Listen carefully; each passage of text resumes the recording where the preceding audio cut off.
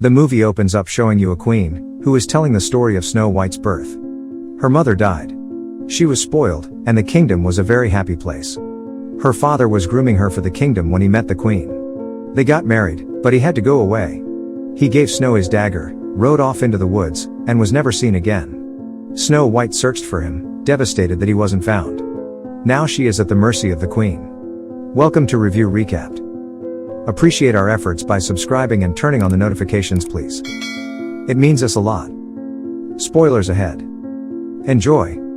Present time. 10 years after the king vanished in the dark woods without a trace, Snow White talks to and plays with the birds. She has never left the castle. Downstairs she hears music.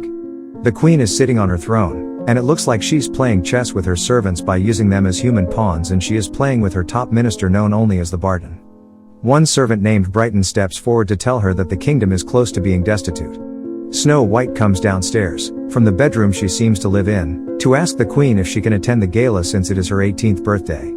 The queen considers it, admitting that Snow didn't do anything wrong. However, Snow is just so irritating. She doesn't care if it's her 100th birthday, she better never sneaks down again. Cut to the woods. Two men are riding their horses, talking about the adventure they are on and have been on for months. The men are Prince Alcott and his valet Charles Renbach. They stop for a rest when a group of bandits in masks and walking on stilts attack them with swords. It turns out they are dwarfs, which makes the two men laugh. Their stilts shrink down like accordions, and the men refuse to fight them because it would be too funny. However, the dwarves are after their gold, and they take it. Later we see that back at the palace, the servants help Snow White celebrate her 18th birthday. One woman, Baker Margaret, speaks up, telling her that she knows she will one day take back the kingdom, which is why she has stuck around all those years. She gives Snow White the dagger she received from her father all those years ago as a gift.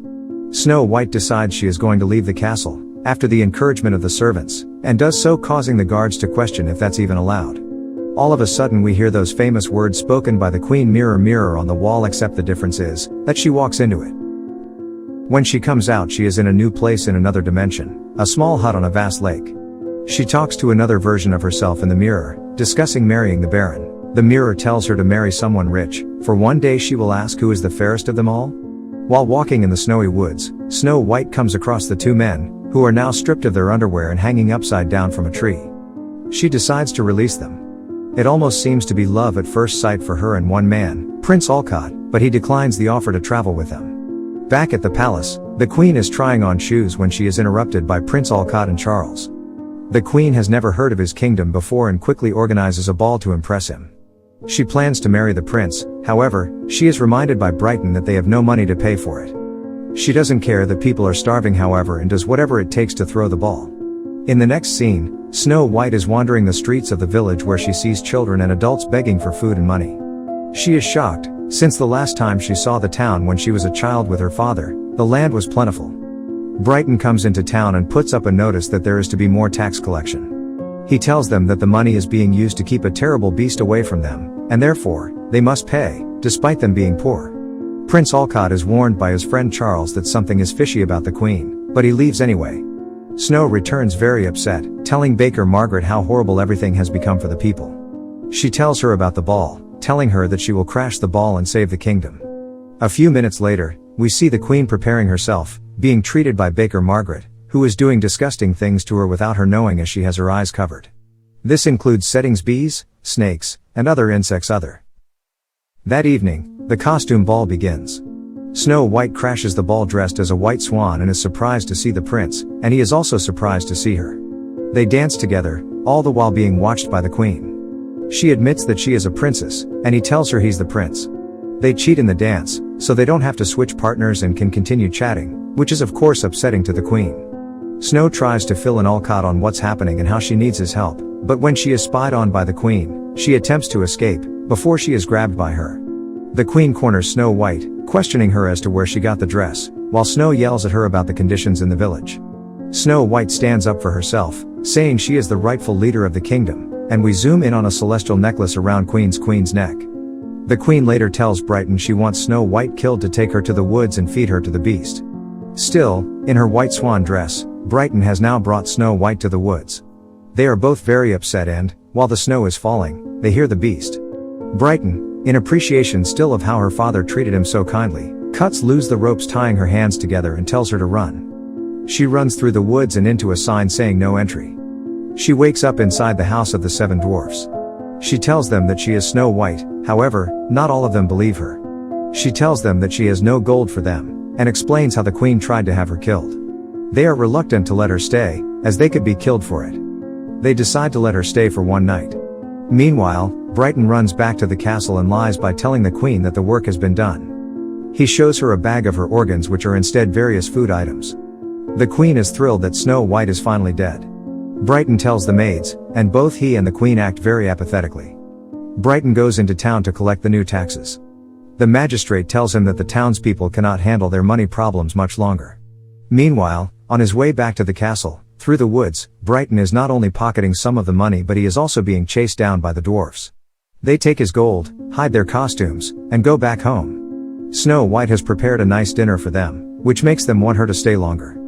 She questions them about the gold and tells them how much the villagers need the money. They tell her that they were expelled from the village years ago by the queen because they were undesirables. As they start to argue about their old lives, Snow White grabs the gold and leaves, with them chasing slowly behind her. She brings it to the town magistrate.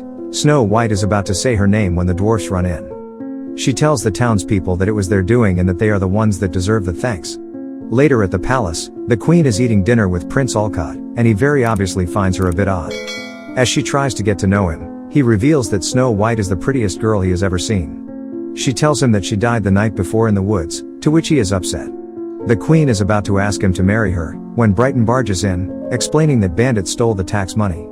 Prince Olcott, having been robbed by them before, storms out to fight them. The dwarfs tell Snow White she can stay with them but must live by certain rules. She must become a thief, and Snow White agrees as long as what they steal from the queen goes back to the people. They begin to teach her all their tricks, including how to sword fight and use their costumes.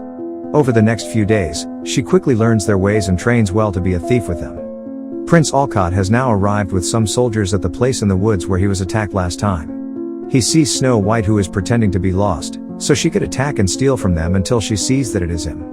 She draws her sword, and the fight ensues between her and the prince, and the dwarfs and the men. Soon everyone is watching Snow and Olcott fight one another, and she wins. He once again returns to the castle, half naked. He tells the queen that the leader of the bandits was Snow White, revealing that she is still alive. The queen, upset, once again goes through her mirror into her hut in an alternate reality. She tells the mirror she wants Snow White dead and she wants to marry the prince. She tells the mirror to use her magic and wants to use the love potion she used for Snow's father to fall in love with her, but she's all out. The mirror tells her there is always a price for using magic, but she doesn't care. Meanwhile, Brighton drinks another potion by accident and turns into a cockroach. Later at the palace, Prince Olcott approaches the queen. They talk about Snow White as he keeps saying how beautiful she is. She begins to tell him how Snow's father died, and they must honor his memory. They drink from their cups in a toast, which is a potion for puppy love. Olcott starts acting like a dog, asking to play fetch, and licking her, while calling her his master. At the house of the dwarfs, they reveal that they heard the queen is marrying the prince. Snow is upset and taken back. The dwarfs don't understand why she's upset, since the last time they met they fought. Outside their house, there are 2 robot-like wood puppet figures brought to life, being controlled by the queen at her house, to kill Snow White.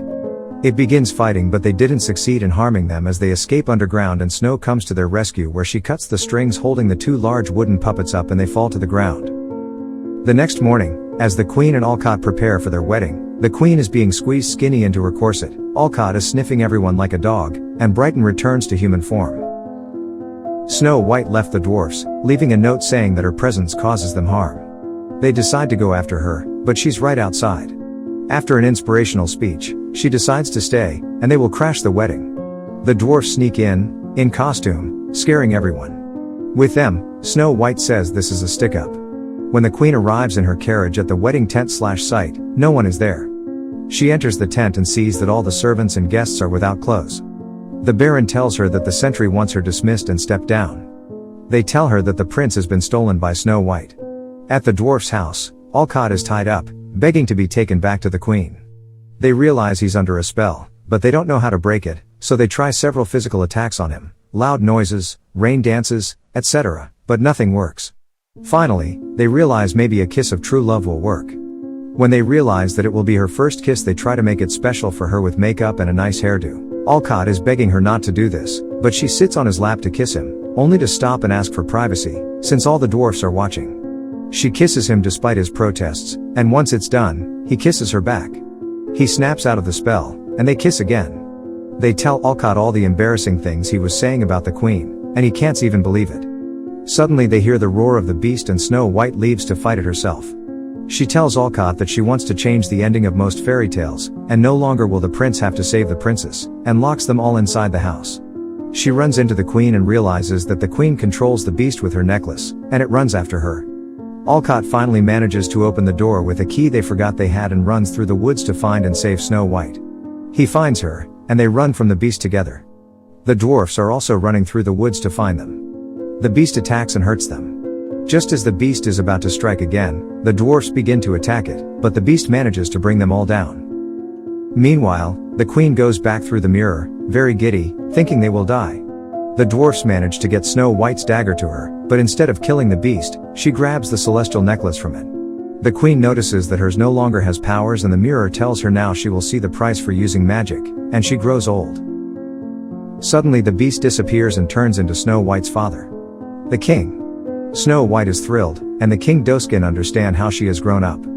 She tells him he has been under a spell and introduces him to everyone. He asks Alcott how he can ever repay him, which is of course giving him Snow White's hand in marriage. We see the two of them getting married, officiated by the king. In the end, we see that everyone is congratulating her after the wedding, when an old woman, the queen, approaches her and presents her with the modest gift of an apple. Snow White is about to take a bite when she hears her say the fairest one of all. Realizing it is the queen, she cuts the apple into slices and says age before beauty and gives her the slice. The mirror shatters and the queen disintegrates into nothing, to the shock of the people. Snow White walks to the middle of the floor and begins to dance very modernly and sing. Hope you enjoyed it. Thanks for watching.